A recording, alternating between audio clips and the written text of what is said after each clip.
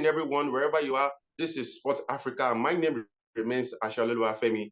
I hope the new year has got up to a winning start for you, okay? Let's get started today. Let's just give you a sneak peek into what we'll be discussing today. Of course, the 2025 African Nations Championship that we all know as CHAN will be kicking off next month. Of course, it will be hosted by Tanzania, Uganda, and of course, we have Kenya as well.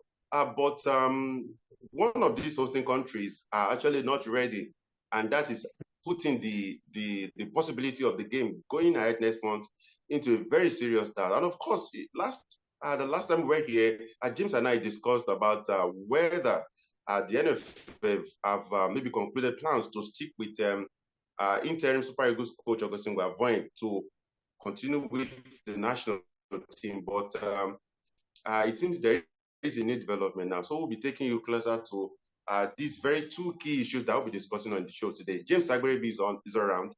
James, you're welcome to the show. And once again, Happy New Year to you. Yeah, thank you very much, Femi, and Happy New Year to you. Happy to witness the first edition of Sports Africa. Looking Sports Africa, yeah, of course. A wonderful journey, coming to discuss about sport, football, so let's get the show started. James, let's just get started, of course, already.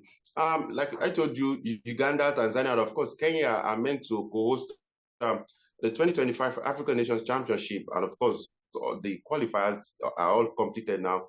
But James, Kenya actually had two standard facilities earmarked for renovation. We have the Mo International Sports Center, Kasarani, and of course, the Nyayo National Stadium, earmarked for renovation for this tournament. Of course, as a matter of fact, since 2023, these two facilities, were closed, were shut to usage in order to ensure that they are renovated. But you of course, you'll be following international events. Since last year, Kenya have been thrown into political turmoil. Of course, you have the youth, protesting on the streets, particularly in Nairobi. I wouldn't know. Maybe that has been one of the reasons that has affected all of these things. Then you had the cabinet reshuffled by the president. But now it seems everything's at a standstill, James. You have Uganda and you have Tanzania. Both of them are almost ready. As a matter of fact, recently, CAF President Dr. Patrice Motsepe visited the three countries. I'm sure you are very familiar, James. And Tanzania and Uganda has been certified to be ready for this hosting. But Kenya is lagging behind, James. And of course, I saw a screaming headline in one of the dailies in Kenya today saying, "Shame, Kenya." James, I don't know, but we might likely see a postponement of this competition. But I don't know what you think about this, but I actually feel ashamed. I don't know what you think, James. Femi, it's not a good one coming from Kenya. I mean, after this will be the first time that three countries will host the tournament. That never happened before, and then the 2027 AFCON, the main AFCON now, will be hosted by three countries, if I'm not mistaken, Femi. And what a way to rehearse for such a big tournament. But with what is coming out from Kenya, it's not palatable at all, because by now we expect that what they will be doing now is just doing test running, just check out the facilities and all about what is coming from that side of the continent. I mean, it's not good at all. I mean, is there any other country that will be on standby in case Kenya eventually fail to come to the party? For me, it's not going to go well at all, because you guys there's actually no time. No time. Yeah, these three countries, they are contiguous nations. They are close by, so for ease of movement and all that. Yeah, that's the reason why they try to use the three countries.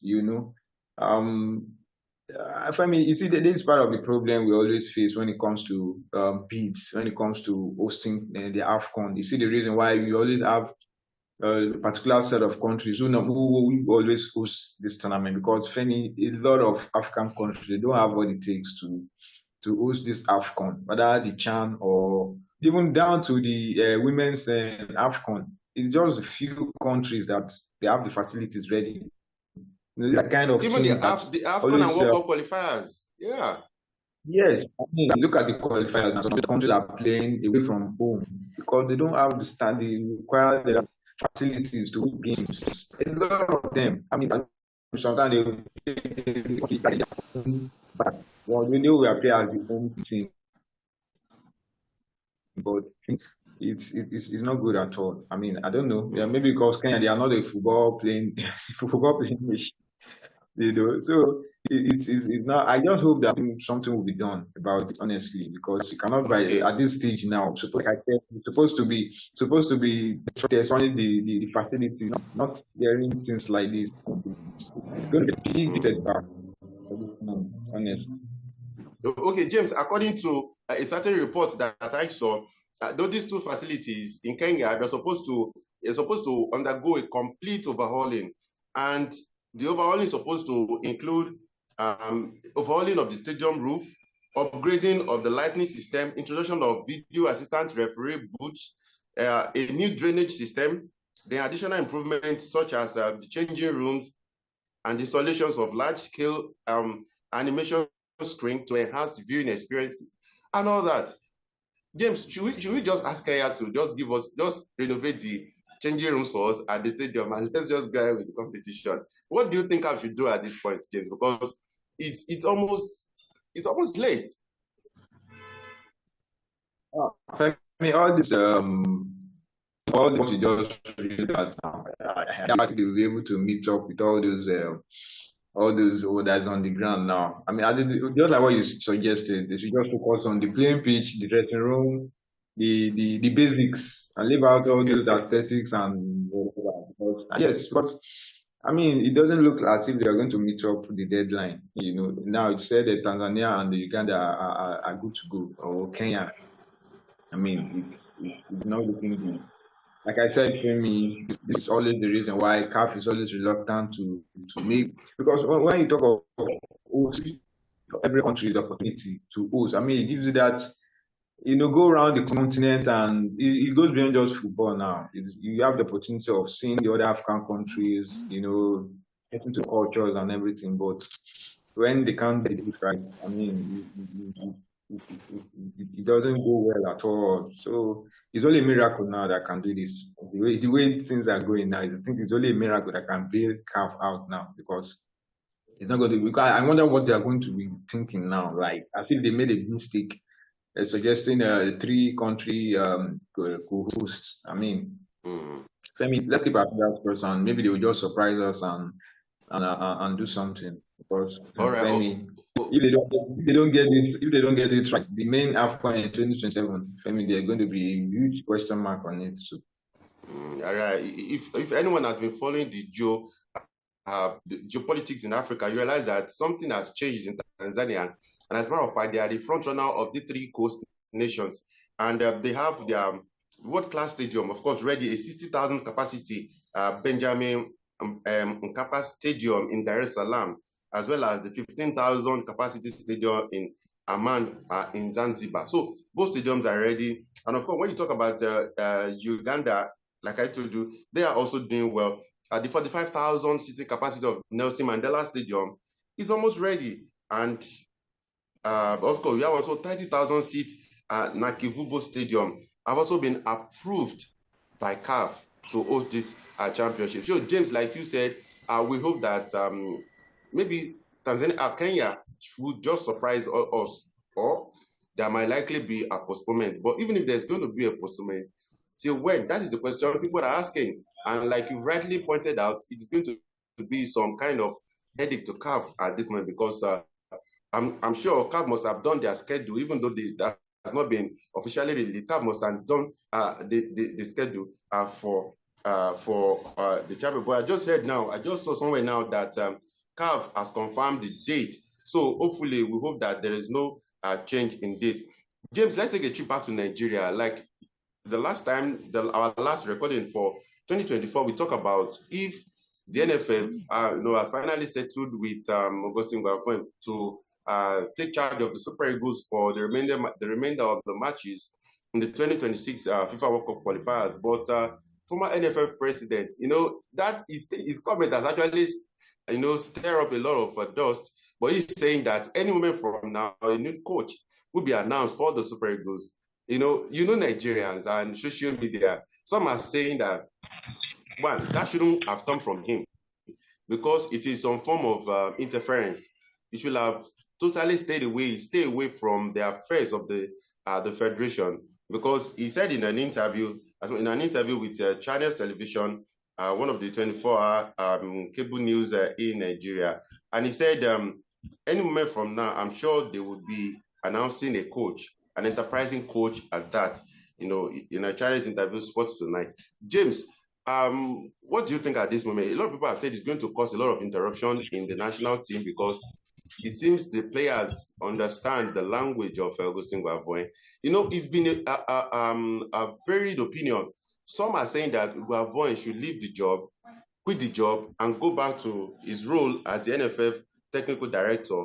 Some have said you can't handle these two positions together. Either you stay on as interim coach and you resign as the NFF sporting director. Some have said, don't bring in a foreign coach now. It's going to interrupt or it's going to disrupt. I'll use that adjective. What Guavoin has started, it seems the players actually understand him.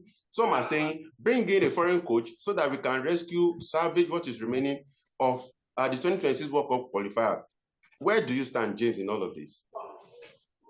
Femi, I think because of the time frame, there's no much time again. So if you bring in a foreign coach now, like you're starting all over again, and some of the players who played under Iguavon, like the ones who look into the team, the coach might not see them. Like you want to start your own era with players who feel that are comfortable. Coaches always come with their own tactics and everything, and it's not every player who will gel into it. Some take time to adjust, while some will just adjust immediately.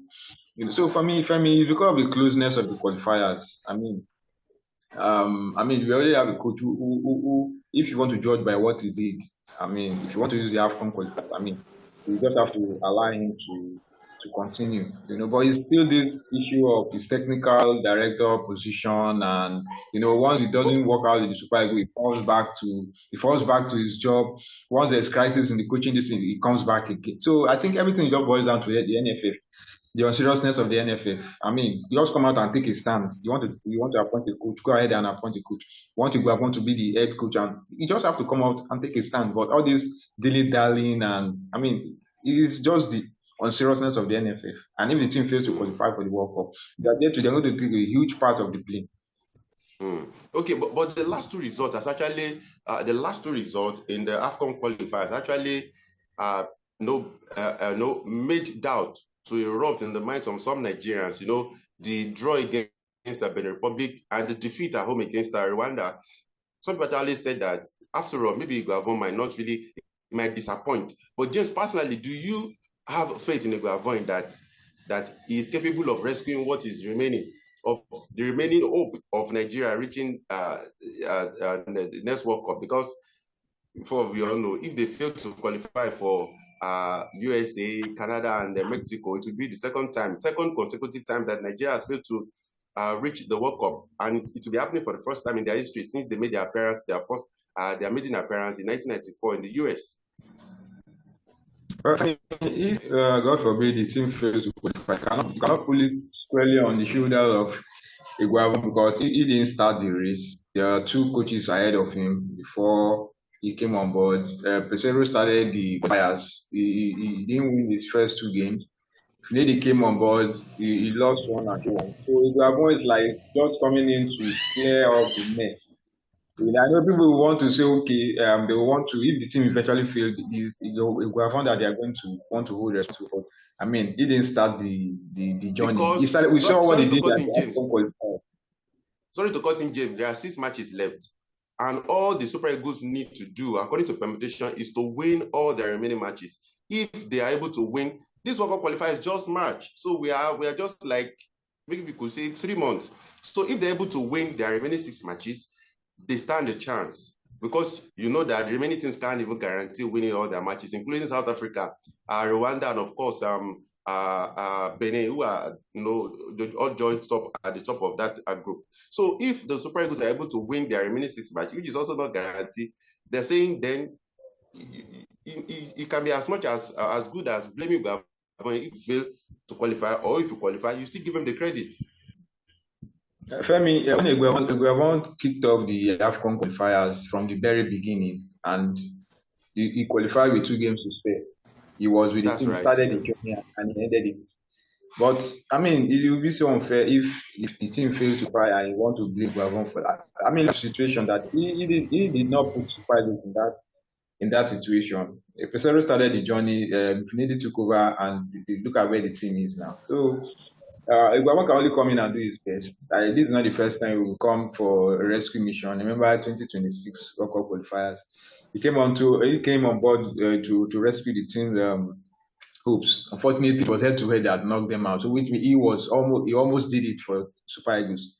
But unfortunately, the head-to-head rules came on board, and that was what Angola used to aid the Super Eagles. So for me, I would not want a foreign coach, because I mean we will just go about, we want a foreign coach. I mean you Femi, you want to agree with me that you know how things operate. The coach will come on board and at the end of the day will be frustrated out. The last time they interviewed, I saw in an interview when Pesero was talking, he said he was just too stressed out. So it means it was draining and everything, and your salary to issue will be there. So which coach? So it doesn't matter who comes on board. So why not leave Eguavon, since from what he was able to do with the AFCON? Let's just have to just stick with him and let him finish up the job, because the players are used to him. They know themselves. So it's just for the players now to just put behind them the 4 games they've played so far, which they've not done well, and look at it like they're starting afresh. For me, whoever you bring on board now, he's not going to perform any magic. So let's just leave him there and let him continue with the qualifiers, and hopefully things will go well for the team. All right, James. But sadly, since your advocacy it's late already, because for this to have come from Amadou Pini, it seems that the NFF has made up their mind. But let's see where all of this ends. But the bottom line is that everyone is hoping that the Super Eagles will join some of the other big teams in Africa to represent the continent at next year's FIFA World Cup to be hosted by the US, Canada, and of course Mexico. James Aguribi, thank you so much, and it's nice to see you again on this first edition of our program for 2025. Thank you, James. Yeah, thank you very much. I mean, I'm also happy to see you, and see you next time. And we'll look forward to a blessed and exciting journey of 2025 in Sports Africa. And of course, our producer who always make this happen. Thank you so much. It's always behind the system, doing all of this for us. We say thank you. And to you, the biggest thanks goes to you wherever you are across the world. Thank you for your support. Please don't forget, we've said it for the updating time, the comment section. Please, whatever you think we can do, whatever footballing issue is already brewing in your country, you want us to talk about it, we promise we'll make a necessary research, and of course I'll talk about, so long it is about sports on this continent of Africa. Thank you so much. Once again, we wish you the best of 2025. See you next time. Bye for now.